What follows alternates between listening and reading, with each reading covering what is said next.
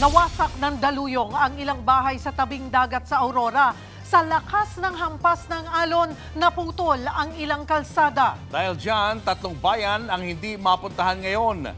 Live mula sa Baler, Aurora, nasa frontline ng balitang yan, si Gio Robles. Gio, anong update dyan? Julius, Cheryl, halos ma-wipe out ang ilang bahay na nilamon ng mapaminsalang storm surge o daluyong dito sa Aurora. 3 bayan sa probinsya ang isolated matapos winasiwas ng malalakas na alon ang ilang daan sa kasagsagan ng pananalasa ng Super Typhoon Uwan.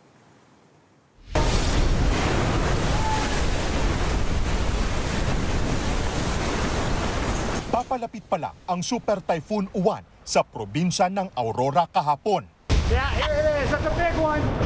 Maladelubyo na ang patikim na bagsik nito sa silangang bahagi ng Central Luzon. Wow! Halos umabot na sa ikalawang palapag ng mga gusali ang malalaking alon. Maging sa mga kalsada sa gilid ng dagat, isinara dahil sa banta ng storm surge o daluyong. Napatakbo na ang ilang residente nang biglang umapaw ang alon sa kalsada.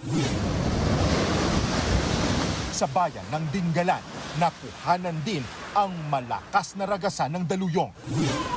Ang mga residenteng ito nagbayanihan para maiahon ang isang bangka. Dahil sa laki at bigat ng bangka, gumamit na ng backhoe para maiahon ito. Kinaumagahan, tumambad ang pinsalang iniwan ng super bagyo.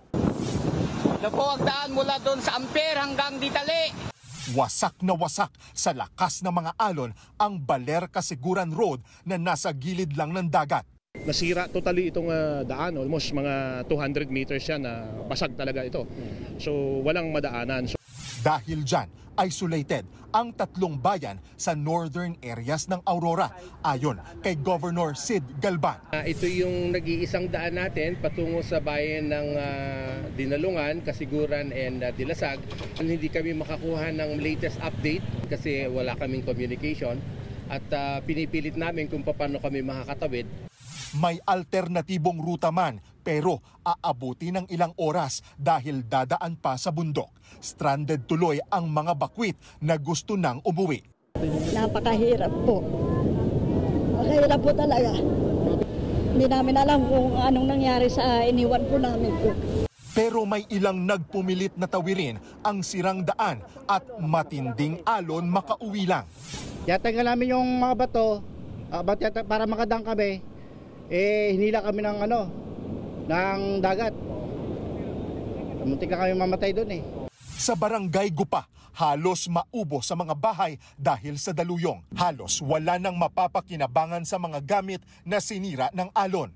Hindi lang basta mga ari-arian ang inanod ng malakas na daluyong sa lugar na ito, kundi maging mga alaala na nabuo ng mga residente sa mga bahay na ilang taon nilang naipundar. Si Ronron Rodriguez, binalikan ang dating kinatitirikan ng kanilang maliit na barong-barong. Siyempre po, malungkot po at wala na po kaming babalikan na tirahan. Pero sa ganun pa man po, nagpapasalamat pa rin po ako at wala pong, sa pamilya ko po, wala pong napinsala na buhay. Yung bahay po napapalitan, yung buhay po ay hindi. Kung si Governor Galban ang tatanungin, nakatulong ang Sierra Madre sa paghina ng Super Typhoon Uwan kaya hindi lubhang napuruhan ang probinsya. Gayunpaman, sinabi ng gobernador na malungkot pa rin ang Pasko ng mga nasalanta. May higit 22,000 evacuees sa probinsya. Prioridad ngayon ng lalawigan ang pagkain, gamot at malilipatan ng mga bakwit, lalo na ang mga nawalan ng tirahan. Balik sa inyo. Maraming salamat, Gio Robles. Mga kapatid, Julius Babaw po. Para sa komprehensibo at makabuluhang balitaan at talakayan, mag-follow at mag-subscribe na sa social media pages ng News 5.